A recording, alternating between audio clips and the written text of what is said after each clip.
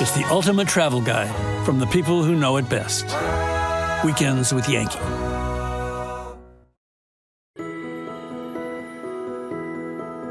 In the remote Mahoosuc mountain wilderness of northern Maine, on the shores of Lake Umbagog, the ancient practice of dog sledding thrives. Good morning, Polly. Hello, Richard. Nice to meet you. Yeah, nice to meet you. I'm so excited to be here. Yeah, I'm glad you came. We should have a good day. Going out dog sledding, and you're with Mahoosuc Guide Service today. So. Well, I'd love to meet the dogs and see where we're going. Okay, sounds good. We'll come right in here. All right, thank you. Hi, he's a little Luga. Oh, it's a baby girl. Hi.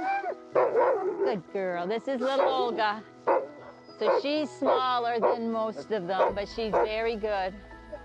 Very devoted. Boy, look at the other ones look so upset that she's being pet. She's getting all the attention. All the attention. Yeah. Our alpha female is right here. This is Amber. You be good, Bjorn. Hey, Amber. So she's very quiet, but she holds the energy of the dog yard.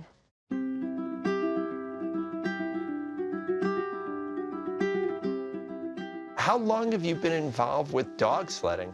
Well, I started dog sledding in 42 years ago. 42 years ago? Yeah. I grew up in Maine, but I went to Alaska when I was 20.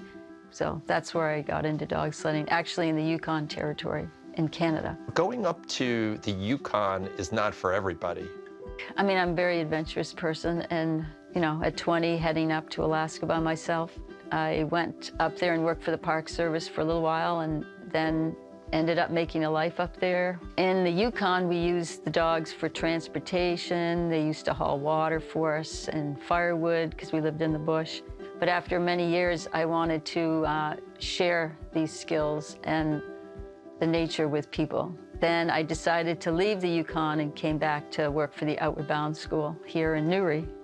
And that's where I met my partner, Kevin, and we started our own business, Mahoosuc Guide Service, and it's 32 years old now. We offer dog sledding trips in the winter and canoeing in the summer and fishing trips.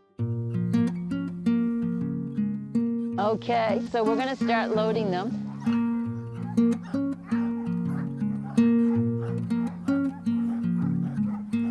Okay, there's Layla, last dog. You ready, Richard? Absolutely. Okay, good. Here we go. My whole life is around the dogs. We call them Yukon Huskies because their lineage came from the Yukon territory. So they're freighting dogs. So they have long legs, good coats, smart, hardworking. They're good with people, and Huskies are bred for pulling. They just love pulling. So that's part of their nature. They love to be outside and running. This is our dog tree. Starts back in 1979 when we first started breeding dogs, and this is the lineage. So the round are female, the square are males. So this is all the breeding. And you remember every one of them? Yeah, I do. Okay, so this is Dog Sledding 101. Okay. Okay, so we're gonna bring the dogs down in a minute because once the dogs are hooked up, we wanna go right away. So this is a sled. These are the runners here. So if it was one person, you could have 1 foot on each runner.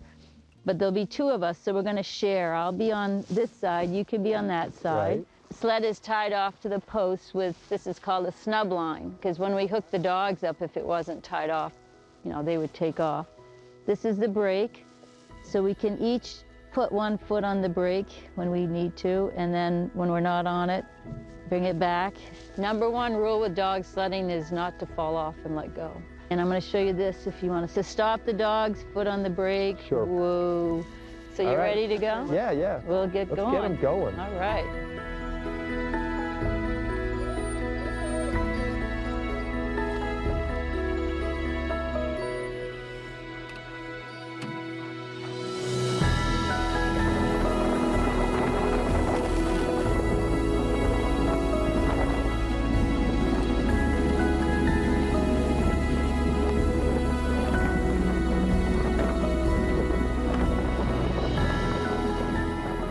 That was an amazing ride. It took me somewhere. I felt I was out in the wilderness. It seemed like the team was very in sync, but I know they each have different personalities. So Shawnee is already, she's young. She's training to be a leader. She's getting trained by Amber. But Shawnee is really tuned into me. It's amazing how she'll just, if I think a command, like think, oh, I'm gonna stop and let him cool down, she'll just stop. So she's not like waiting. That's amazing. Yeah, it's amazing. I've only had like 3 or 4 dogs that do that, and she's gotta be one of them. You can have many lead dogs in the team and they can trade off as well. But they have to be able to learn the commands, G to the right, haw to the left, hold the line out tight. And so not every dog wants to be a leader, but it takes confidence. That's something that they're born with. Well, now the dogs have had a little rest, cooled off, and we're going to keep going and get to our lunch spot. Okay, tighten up, let's go. Good girl, Amber. That's it. Good doggy.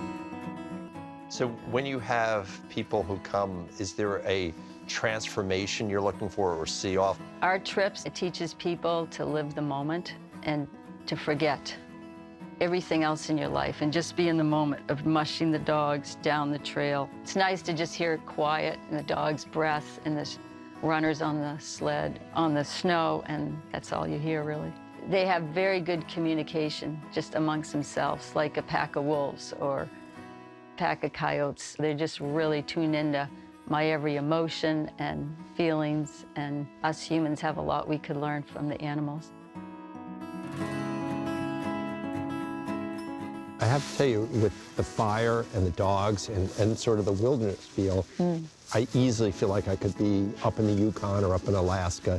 It has that kind of really solid adventure feel to it. I want to thank you for this experience because it renews my faith that you can find a real wilderness experience in our own backyard of New England. So I enjoyed it. Thank you very much. Well, thanks for joining us.